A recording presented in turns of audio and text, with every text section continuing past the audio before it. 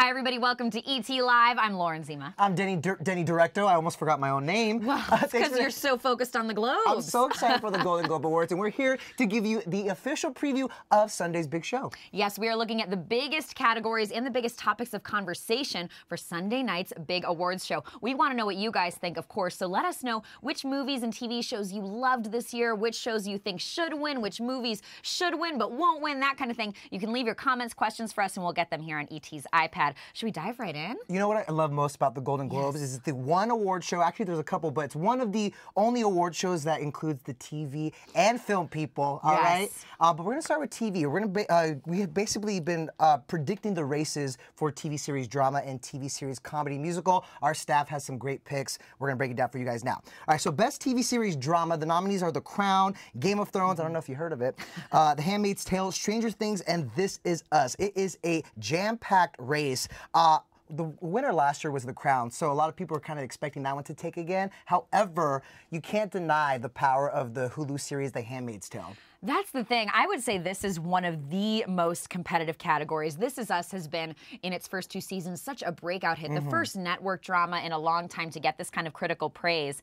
And it's really the only network drama in the category still. So we, again, went to ET Online's staff to give us their predictions, our experts, our TV and movie experts. And what we're hearing probably will win from our staff's predictions on how the Globes work is The Handmaid's Tale. Because all y'all watched it. You watched it, and of course also won the Emmy last year, the first for a streaming service, so kind of expect that to take the Golden Globe as well.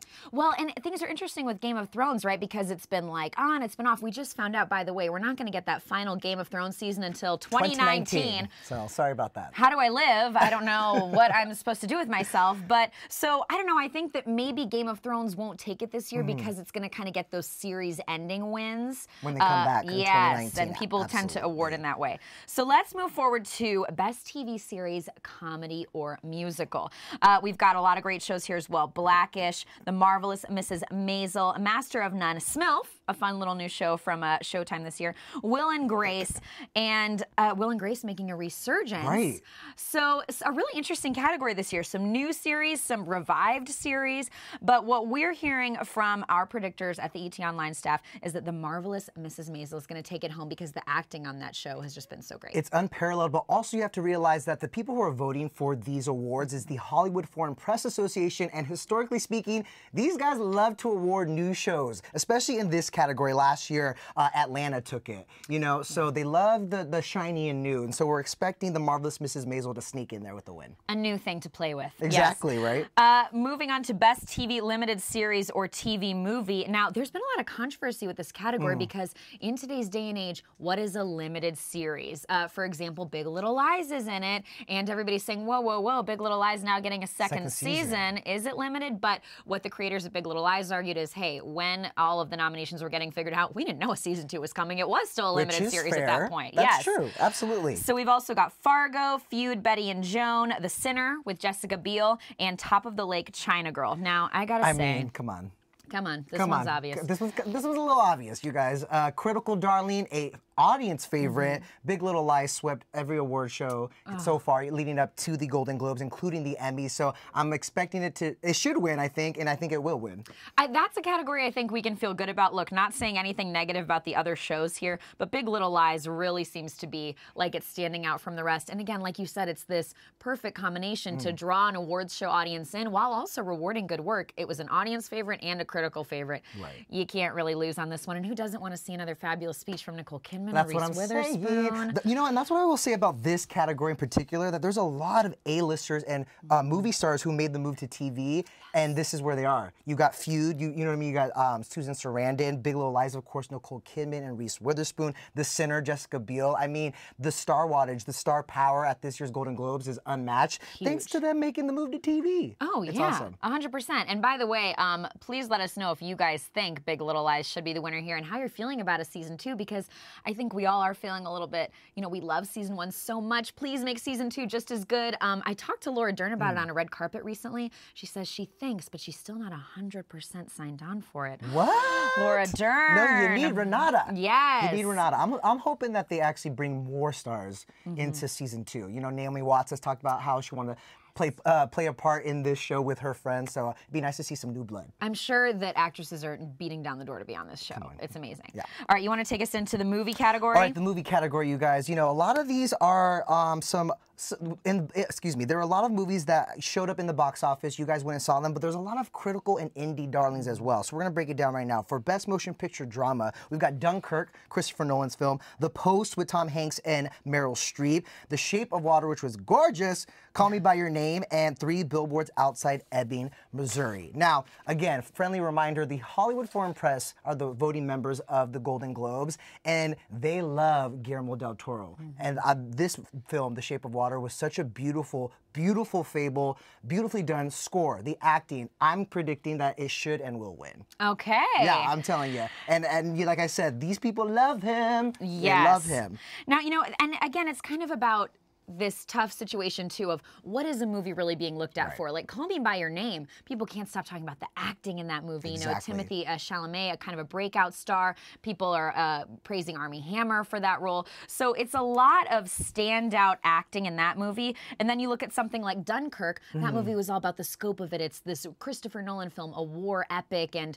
you know just the way he shot it, everybody couldn't stop talking about. And the wide release. I mean, there were more eyes on it. You know what I mean? It has more attention. That you have to kind of that plays in like who's going to win. You know, it's something to consider actually. All right, well, we'll see what happens. But Shape of Water, I still haven't seen it. You saw it? Oh, it's beautiful, guys. Oh, it's You have to beautiful. go. Although it is not the movie to watch if you have to go to the restroom. There's a lot of water. I'm just throwing that out there right now. But it's beautiful. Denny beautiful just had work. a lot of coffee, so this is ringing very true to him. So true. Very true. So then we move into Best Motion Picture, Comedy, or Musical. Another thing I love about the Globes is how it does award comedy differently than drama. So you get a lot of really fun moments on stage, too, because you have those comedians as part of the crowd. So we have got The Disaster Artist, starring James Franco.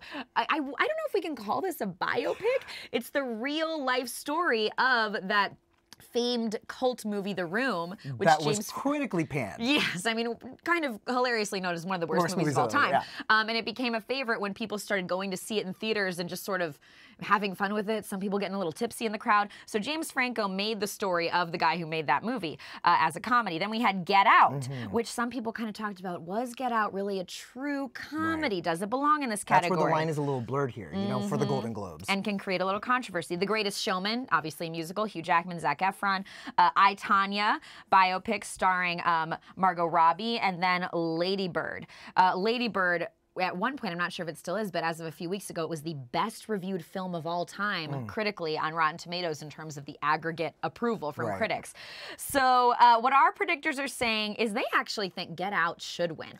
That would be very surprising to me, but at the same time, kind of like with Dunkirk, there's a lot of momentum for Get Out. It's obviously been praised widely by audiences and critics. I'm wondering if it'll have the same kind of love from the Hollywood Foreign Press, but it'd be kind of amazing to see. It's a great movie. It is a little funny. There's a little dark humor there, you know what I mean? But it's also got a really powerful message behind it. I'd like to see it win. And huge hit at the box office. Exactly. Huge Absolutely. hit. But what our predictors are saying will win is Lady Bird. Again, an incredibly well-reviewed movie. I also wonder with Get Out if it's going to get a little bit hurt by the fact that it came out so long ago. Absolutely. Have people forgotten how much they really, really loved it when it first hit? Lady Bird, of course, coming from Greta Gerwig, and it's kind of a little bit of an autobiographical tale, being praised for the acting, being praised for the humor. Laurie Metcalf playing the mom in that movie is just getting tons of praise. And I talked to her on a red carpet, and she said, it's a little weird for me. People forget she hasn't been in that many movies. Right. She was on Roseanne. She's done a lot of theater, but this is like her second I mean, she just hasn't been in many movies, and people are saying it's going to be Oscar buzz for her. And of course, it's anchored by the amazing Saoirse Ronan. And just like Timothy in Call Me by Your Name, she's another standout, another breakout star this award season. I say breakout in the sense that like this movie is doing wonders for her. However, this is not her first time at the Golden Globe. She was first nominated when she was 13 years old for Atonement. So there's a lot of love coming her way finally for Lady Bird, and I feel like she could be the one to take the trophy for Best Actress as well. Ooh, yeah, okay, I'm just calling it. Okay. And you guys are weighing in with some comments that you love Saoirse as well and hope she wins. Lady Bird really, especially I think if you're a woman and you had that mother-daughter relationship, people found the movie so relatable. But it's also just a teenage story. So again, it's just a movie people connected with. Absolutely. So guys, of course, there are the movies, there are the TV shows, but there's also just the controversy, the Hollywood allegations, a lot that's going to be talked about on the red carpet on Sunday that is not usually discussed at an awards show. I don't know if you guys have heard, but but because of everything that's happened in Hollywood, the sexual assault allegations, women especially are pledging to wear black on the red carpet as a showing of them standing with other women. And there's also now the Time's Up movement. That got a name for it earlier this week. And it's basically about saying, hey, we stand up with women in every industry who have experienced harassment. And we're going to see what happens. And that movement really is a call to action initiative. So out of all of this darkness and all the controversy and all these allegations across industries, a lot of women, powerful women in the industry are putting their names behind it to hopefully raise money for this campaign. And in fact, we learned that Reese Witherspoon will be responsible for all the Time's Up pins that the presenters and everyone attending the Golden Globe Awards will be rocking. She's called in a favor to costume designer Arian Phillips, who designed the pin in 2 weeks during the holiday break. They manufacture like 500 in LA, and they'll be rocking those on Sunday, courtesy of Reese Witherspoon. Yeah, we were just hearing about that today, actually. It's if you haven't heard about it, it's sort of breaking news that women are going to be wearing these pins as well. And like you said, the Time's Up movement is all about donating. You can donate to a legal defense fund to help defend women who have experienced that in their industry. So also we're hearing that women are going to be walking with other women on the carpet as a stand of showing together. We're hearing that Reese Witherspoon is expected to walk the carpet with Eva Longoria by her side. So it's going to be a very different award show on Sunday. And Eva Longoria even told the New York Times, like, this moment, everyone wearing black at the Golden Globes, is to send a powerful message, because in the past, these red carpets have been about glamour, what they look like, and it's not about that anymore. It's about solidarity. And in fact, I actually talked to Allison Janney at the Palm Springs International Film Festival, who said Reese was really instrumental in spreading the word about everyone wearing black. You know, she told her friends told other friends, and it just kind of spread. It's a close-knit circle. I mean, love it. Yeah, everyone would expect everyone to be wearing black, so we'll see how that looks on Sunday. We have a comment from you guys coming in. Clay says he's rooting for The Post because it's very timely. Definitely the message of that movie. It came out a little bit late. I'm not sure that a ton of people have had a chance to see it yet, but Steven Spielberg behind it, Tom Hanks, Meryl Streep. What a lineup. Deny that. Absolutely. And I always love Meryl Streep at an awards show. I can't wait. I mean, you talk to her on a red carpet, and she's like, oh, yeah, I have a little booze in my purse or something. She says the funniest stuff. Love her. She's been around the block. She's been there a couple times. And speaking of, I mean, the thing about the Globes is it's kind of known as sort of the most fun and playful awards show of awards season. So that's what's interesting, is it's kind of the first awards show since the sexual assault allegations came out. It's usually the more playful one, but now it's going to have this message behind it. So the question is, how will everyone handle it, especially the host, Seth Meyers? Usually he'd have a hilarious monologue, make a lot of jokes. What will he do? So we actually talked to Seth a little bit about this, about how he's going to handle everything when he's hosting. Here's what he had to tell ET. You know, we're just having a constant discussion about it. You know, luckily we have a show every night that approaches that, tries to talk about the news, tries to also make jokes about it while understanding that the things we're talking about aren't always funny. So it'll be a balance and trying to get the tone right, you know, and also trying to remember that even though it was a really difficult year, people did great work through that difficulty, and you want to make sure that you also celebrate that as well. I have to say, if there's anyone who's going to be able to find that balance between comedy and really addressing the issues, the serious issues that are happening in the industry, it's Seth Meyers, because as he put it, he does have his show and he does do that. So I'm looking forward to see what he has up his sleeve this Sunday. In fact, when we talked to him at that same interview, we asked who should be nervous about your opening monologue, and he said the people who we've been alluding to in these sexual harassment allegations. So, interesting. So Oprah safe, Harvey Weinstein, I don't know. Yeah, Oprah getting a big award Sunday night too, the Absolutely, Cecil B. DeMille Award. Her speech is probably going to be amazing and so powerful. I can't wait for that too. I mean, of all people to be getting that award this year, at this time, Oprah is the perfect person, always a champion of women and a champion of rights. So really excited to see Oprah. And I agree with you, Seth is the perfect person because, I mean, first of all, he deals with stuff like this on a show every single night. But, you know, it's often a late night type of host. To me, the difference about Seth is he did this for years on SNL. He was a head writer on Saturday Night Live, and Saturday Night Live is always balancing what's happening in the real world with humor and how you address that. So he was the really anchor on Weekend Update. I mean, he addressed this kind of stuff all the time in a comedic way. Like, I think he'll find a lighthearted way about it, so, you know, that's not completely depressing the whole time, but at the same time address it so everyone understands what's actually going on. Right, and what sort of makes it almost a little tense is this is people in the room who have been affected directly by all of this. You know, I mean, we're all watching it as audiences at home, and of course, many women have had these experiences, unfortunately, but if you're talking about the Harvey Weinstein situation, stuff like that, it's people in the room, you guys, so it's going to be a really captivating, powerful show to watch Sunday night. I was going to say, it's going to be interesting to see how this all plays out, because, you know, it is supposed to be playful, but at the same time, there's some serious stuff going on, so we'll just have to see when the 75th annual Golden Globes air this Sunday on NBC. They're actually live coast to coast, 5 p.m. Pacific, 8 p.m. Eastern. happen. Yes, and of course, E.T. is going to be on the red carpet with tons of coverage. We will have multiple cameras